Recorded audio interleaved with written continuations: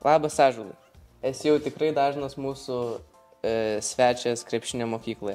Kaip jautiesi aplankęs mus?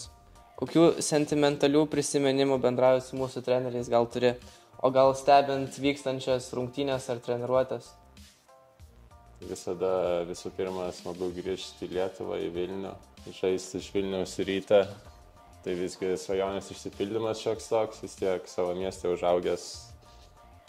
Nežinau, eidavau į Ryto rungtynės, tai visada smagu, o kalbant apie Vilniaus krepšinio mokyklą, tai šiuo metu mokyklos direktorius yra mano pirmas treneris, tai irgi laikas bėga greitai, jisai irgi kyla karjeros laiptais, tai visada smagu, vis tiek gaunu nemažai pastabų ir priminimų, ką daryti teisingai, tai niekas nuo to nepasikeitė, tai nežinau, labai smagu, naujas kolektyvas, tiek ofise, tiek treneriai, tai smagu. Tai tavo pirmas treneris buvo Vytenis Stupčiauskas. Gal prisimeni pirmasis treniruotės, kaip atrodė VKM salė?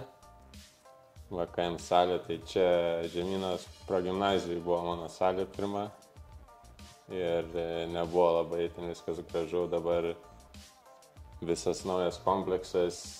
Irgi Vytenis Stupčiauskas atnešė projektą, mums rodė, kad čia bus 3 salės, mes niekas netikėjom, galvom, čia reiks gal 20 metų, bet visgi išpildė savo tikslą ir dabar čia visiškai naujas krepšinio kompleksas, viskas super.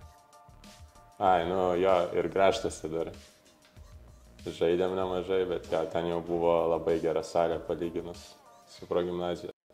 Yeah. O gal turi kokias įsimintiniausias MKL rungtynės? Tai žaidžiau moksleivių lygoje tarp metais vyresnių irgi, tai buvo daug tų įsimintinų rungtynių, vis tiek per 2 grupės žaisti, kad buvo ką veikti tuo metu, kai jaunas esi. Nežinau, gal visi finalai, kuriuos laimėjau, nelabai prisimenu tų varžybų vis tiek. Nežinau, kiek metų atgal buvo. Ja. Tai turime kelis epizodus, kuriuos, manau, tu norėtum prisiminti.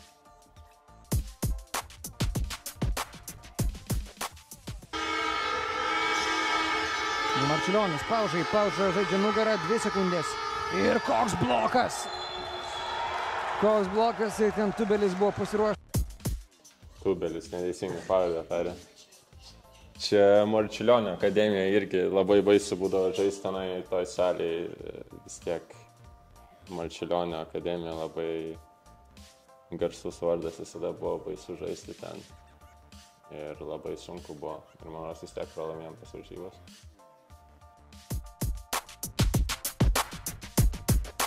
Ir panašu, kad jis tai sakydamas visiškai neklydo, kadangi Vilniaus komandai kol kas viskas ganėtinai Savickui pelnyti 4. Su Augustu Marčiulioniu ištempėm.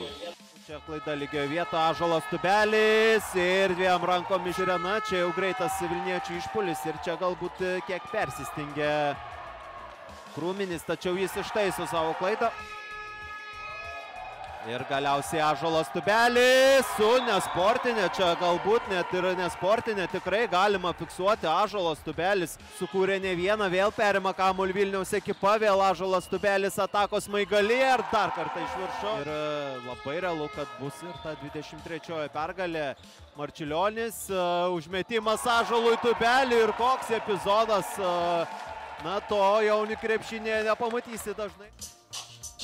Su savais metais Panevėžio finalas, ne Panevėžio finalas, bet vyko Panevėžyje, su Klaipėda manos žaidėm finale. Tai, nežinau, su savais metais tai nelabai buvo ką veikti. Atsimenu, su Marčiulioniu dar juokėmės, kad čia per lengva. Jo, smagu prisiminti, aišku.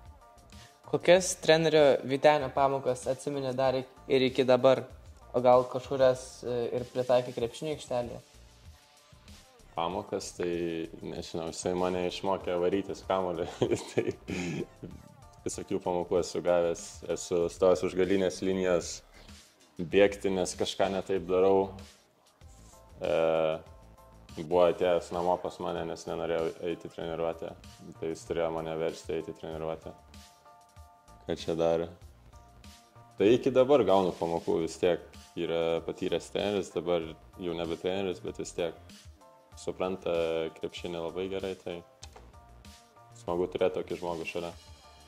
Tai ar Vytenis Stupčiauskas buvo labiau griežtas ar atlaidus treneris? O gal atsimeni, kokias išdaigas su komandos draugais esat iškrėtę varžybų ar treniruočių metu? Griežtas visų pirma būdavo. Išdaigas nelabai, visi bijodavo jam kažką pasakyti ar padaryti, vis tiek jauni vaikai būdavom, nežinom, prieš treniruotę ateidavom visi vos neišsigandę, kad čia reikia gerai pasitreniruoti, nes kitaip stosim už galinės linijos ir bėgsim aikštės. Nu tai kas buvo, jog po pirmojo Able nenorėjai keliauti į treniruotę? Jog pats treneris atvažiavo tave pasimti iš namų? Able? Jo.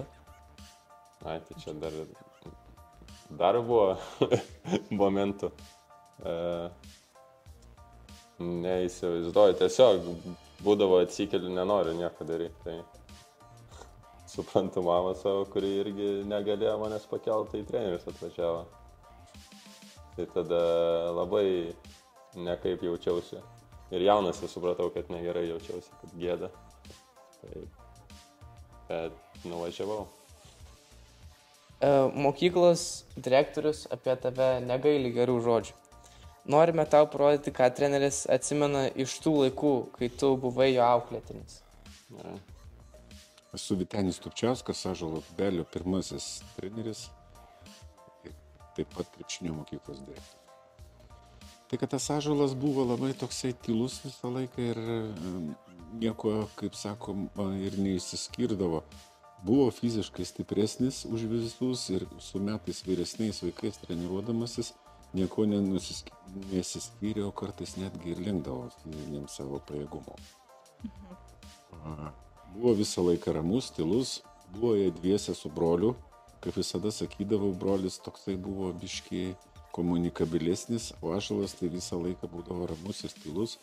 Visi jo atsakymai į klausimus buvo iš tiesų tai taip, nes kad padarytų kažkokią tai išdaigą, tai tokios ir net neatsimenu.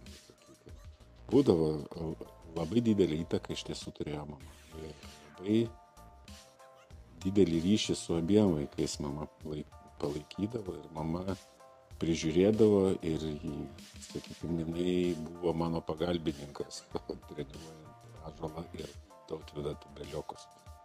Niekada ant Ąžuolo nesibardavo. Labai retai, sakykime, nes jisai pirmas dalykas labai jautriai viską reaguodavo, tai prie jo reikėjo tokio irgi atskiro prieimo. Galbūt, sakyčiau, buvo toksai įdomus atvejis, kai jie abudu su broliu žaidė pirmoje komandai, o brolis buvo silpnesnis. Ir tam, kad daugiau galėtų žaisti, nutariau, kad reikia į antrą komandą Tautvydą permesti. Tai buvo toks maištas vienu metu. Paskui kažkaip mes su Ąžuolu pakalbėjom. Sakau, Ąžuolai, ir tu norėtum sėdėti ant suolo? Sako, ne. Tai sakau, Tautvydas irgi nenori sėdėti. Taip kažkaip draugiškai tada pervedėm Tautvydą į antrąją komandą.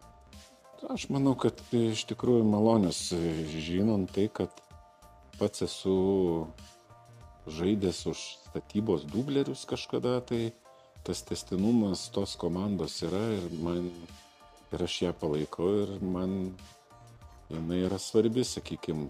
Tai kai mano auklėtiniai nueina žaisti į tą komandą, kuri man patinka, tai yra labai malonu. Pirmiausia, tai Ąžuolas pakliuvo į Eurolyginę komandą, kur žaidė su Blaževičium ir Sirvydžiu Eurolygos ir jie tapo tada čempionais. Tai buvo labai svarbus žingsnis, kai jie su Rytu užėmė pirmąją vietą. Sekantis etapas buvo jau studentai, kai išvažiavo. Manau, jo pasirinkimas geras. Turbūt, kad geras, nes rezultatas buvo nuvažiavus tenais geras, gavo mokslus, atvirai kalbant ir pradėjo bendrauti. Anksčiau tai būdavo tylus, jo neištrauksi nei žodžio, O dabar žiūriu, bendrauja ir su žiniasklaida, ir su bendruomenė visa. Tai džiugu. Tai jį irgi pakeitė. Buvo ten toks kaprizas biški, išlaukėm su mama savaitę laiko ir tada teko atvažiuoti namus, paimti už rankos ir atsivesti vėl į treniruotę. Ir viskas buvo gerai. Jisai pasiryžęs kovoti kiekvienose rungtynėse. Taip kartais atrodo, kad jisai toksai abejingas yra. Bet jam reikia užsikurt, kada jisai užsikūrė, tai gali duoti nuostabų rezultatą. Tai kad gyvenom su jais visą laiką visi kartu. Mokėme, kad į pamokas reikia eiti, kad reikia atlikti visas užduotis taip, kaip reikia. Ir net nežinau, tas gyvenimas toks buvo mūsų gana tampriai surištas. Jisai augo, tobulėjo, o aš kartu su jais irgi augau ir tobulėjau, nes kaip ten bebūtų, su kiekviena karta ateini kažką jiems duoti ir kažką iš jų gauni. Kaip ir visą laiką jiems sakiau, kad jis negali būti vidutiniokas, turi visą laiką stengtis būti geriausias. Tai tą ir linkiu dabar. Taip, tai yra, ne vienas treneris jau yra sakęs ir dabar profesionaliam krepšiniui, kad sunku prieiti prie manęs. Tai reikia kitaip biški prieiti prie manęs, nes aš kitaip priemu gal informaciją, bet, kaip sakė, iš šono gal neatrodo, kad stengiuosi, bet tikrai viduje viskas dega. Užsikuriu ir, kaip sakė, niekas negali sustabdyti jau. Bet dėl tų treniruočių, dėl to kaprizo, kaip jis vadina, tai reiškia, 2 atvejai buvo, kai nenuėjau treniruoti. Vieną net neatsimenu, ant tiek jau. Bet jo, malonu, viską labai teisingai pasakė. Buvau ramus taip. Net nuvažiavęs į Ameriką nenorėjau kalbėti, bet tenai jau buvo, nežinau, universitetas būtų gavęs jau baudų, kad žaidėjas neina po rungtynių pakalbėti. Buvo dar koronavirusas, ten su kaukėm, ten reikėjo eiti.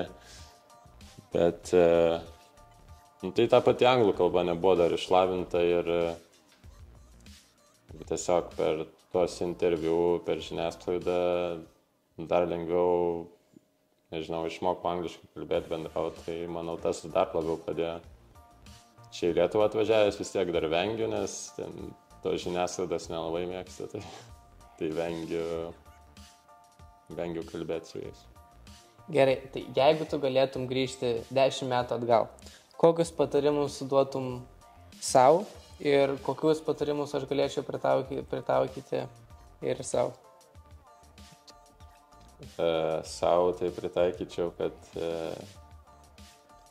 nežaist kompu, kai vaikas buvau, o mokytis daryti namų darbus, nebandyti apgaudinėti mamos, kad viską padaręs.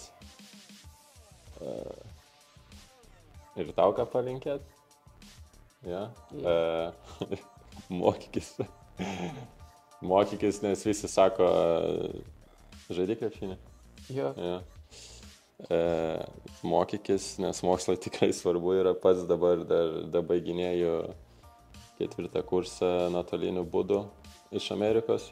Tai tikrai svarbu, nes vis tiek krepšinis yra tas sportas, kur nežinai, kada visko gali atsitikti ir gali būti labai rimtai, kad yra buvę atvejų, nes žinau, net kelis žaidėjus, kurie tiesiog gal ir ne trauma, bet kažkas viduje su sveikata, su širdimi yra ir tiesiog negali sportuoti krepšinę. Tai grįžtant prie mokslo, turėti tą diplomą, išsilavinimą yra labai svarbu, manau. Kad jau prakalbam apie Ąžuolą jaunystėje. Ar prisimeni, koks tai buvo turnyras? Čia buvo Kauno Aisčio salėj, finalinis ketvirtas, ne finalinis ketvirtas. Ne Sargiūno taurė, bet kažkieno Savickaitės taurė. Ar galėčiau vardinti komandos? Taip, aišku. Ignas Lekštys, Tomas Sadauskas, Lukas Lazauskas, va to nepamenu. Karolis Žagminas, Danielius Baslyk, Mantas Bylotas, aš, brolis, Aidas, Ignas, Justas ir Tomas Žudrys. Šiandien tu žaidi Vilniaus Ryto komandai. O galbūt atsimeni, kada pirmą kartą pasimatavai Ryto marškinėlius, ar pirmą kartą išbėgai į aikštelę? Tai sistemoje žaidžiau už Vilniaus Perlą dar tuo metu vadinama, dabar Rytas 2, jau yra dublerinė komanda. Tai ten net neatsimenu, nuo kada pradėjau sportuoti žaisti, 16 gal metų buvo. O su pagrindinė tai prieš išvažiuojant į Ameriką sužaidžiau, pirmas varžybos buvo su Juventusu, kai davė išbėgti, gal, neatsimenu. Paskui dar su Šiauliais gale pažaidžiau, ten gal net 11 taškų spėjau įmesti. Ir kaip sakė treneris, dar prieš tai, kai su Perlu žaisdavau, tai su Sirvydžiu, su Mareku laimėjome Eurolygos jaunių turnyrą. Čia ilgoji pertrauka, čia išvis labai gera šukuosena. Čia per ilgą pertrauką išbėgom ir atsimenu, tas maikės buvo labai didelės, net mum per didelės. Nežinau, kas žaidė, negaliu pasakyti, bet Rytas turbūt žaidė. 2024 metais tu atstovavai Lietuvą olimpinėje atrankoje ir pačioje olimpiadoje. O ar atsimeni šį olimpinį festivalį? Kokios emocijos buvo užvaldysios tave? Taip, čia labai smagi chebra buvo. Čia prie metais vyresnių, aš 2001 metų. Vengrijai buvo vadinamas EJOFas, olimpinė, nežinau kaip pavadinti, olimpinė, jaunių olimpiada, taip galima pavadinti.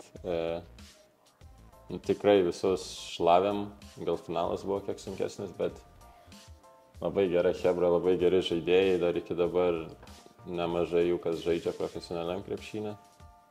Ir jo, kas įsiminė, tai uždarimas olimpiados, garsus didžėjus Steve Aoki buvo ten, tai labai gražiai uždarėm. Iš patikimų šaltinių esame girdėję, jog dar tik pradėjus treniruoti su Vilniaus Ryto ekipa, tu gavai čiurnos traumą ir kurį laiką negalėjai sportuoti. Bet tuo metu mokyklos krepšinio komandai labai reikėjo tavo pagalbos. Tad sulaukęs, kol mama išeis į darbą, paslapčiomis apsivilkai aprangą ir iškeliavai į krepšinio rungtynes. Tai kokia ten situacija buvo iš tikrųjų? Na jau. Žinau, kad mamai svarbu sveikata, bet būnant dar jaunų palyginus, tai vis tiek norėjosi žaisti krepšinę, padėti komandai. Suteipuoja čiurną ir eini žaisti. Taip pat esame girdėję, jog dar vieną dieną teko susiruošti ir išvykti į pirmąją savo kelionę Čikagoje. Ar prisimeni tą dieną prieš skrydį, kai mama darbe gavo žinutę, jog reikia tavo paso ir rytoj išvažiuoji? Kaip pirmieji įspūdžiai? Kiek žinome, tai buvo NBA basketball camp. Taip, buvom Rygoj su Augustu Marčiulioniu, mus pakvietė, kaip perspektyvus krepšininkus iš Lietuvos. Ir tenai gerai pasirodėm ir ten būdavo, kad atrenka, nežinau, 10, gal 20 žaidėjų iš Europos, kurie keliauja į kaip ir susitikimą iš visų žemynų į Ameriką.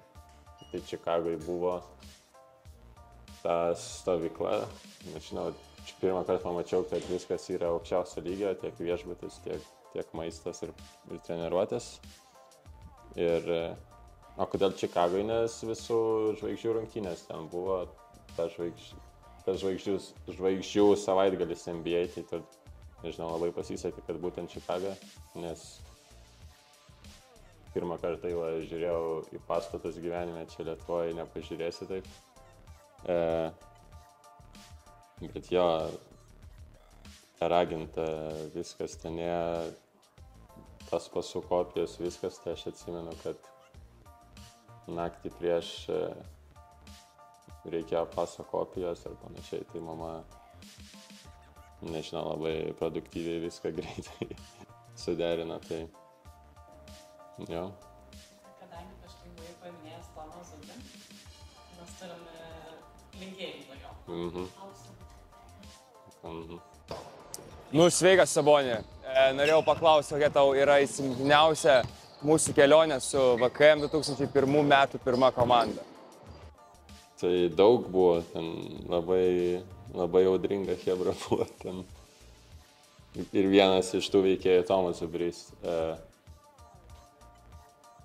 Tai tie eiblai buvo visada smagus ten. Nežinau, nelabai, nežinau, nebuvo tų vakarėlių kaip dabar, tai sunku prisiminti, ką vaikas darėjai. Nežinau, žaidėm kortom, žaidimus visokius, tai smagu buvo, nežinau, į Lenkiją gal eiblas, kai laimėjom. Ar nelaimėjom? Neatsimenu. Jo. Tu dabar žaidi Vilniaus Ryte. Ar tu jauti kažkokį jaudulį prieš rungtynes? Visi sako, kad normalu yra jausti jaudulį ir yra gerai jausti jaudulį šiek tiek. Bet aš kažkaip, nežinau, neapsikraunu. Ja.